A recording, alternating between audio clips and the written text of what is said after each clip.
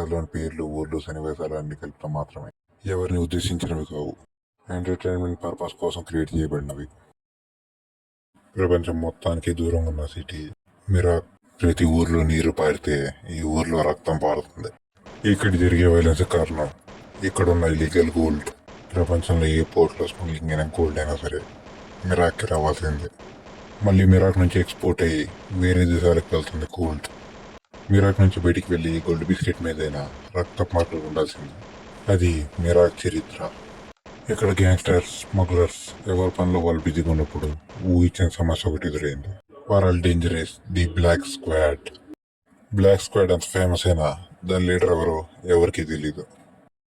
మిరాక్ని, గోల్డ్ని black squad కంట్రోల్లో తెచ్చుకోవడానికి ఎక్కువ టైం పట్టలేదు.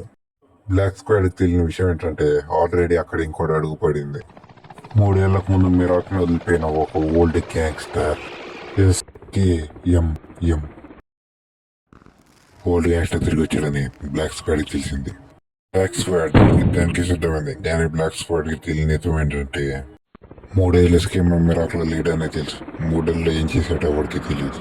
మిరాక్ లాగే అండర్ గ్రౌండ్ లో ఇంకా 8 సిటీస్ ని అటాక్ చేసి తన కంట్రోల్లోకి తెచ్చు. ప్రతి సిటీ తన మాట వినేలా డీలింగ్ వాడు చెప్పినట్టు జరిగేలా మొత్తం సెట్ తీసుకుంది. ఫైనల్ గా మళ్ళీ వాడి సిటీకి తిరిగి వచ్చాడు.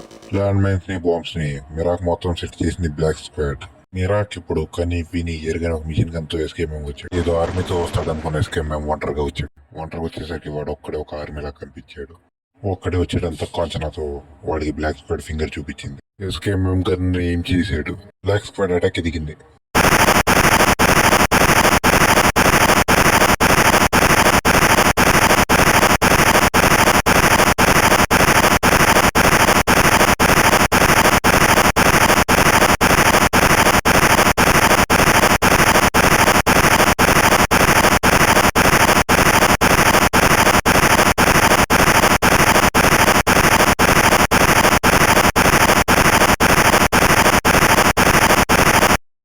బ్లాక్ స్క్వాడ్ మొత్తాన్ని వేసేసి కింద పడున్న స్పీర్ తీసుకున్నాడు.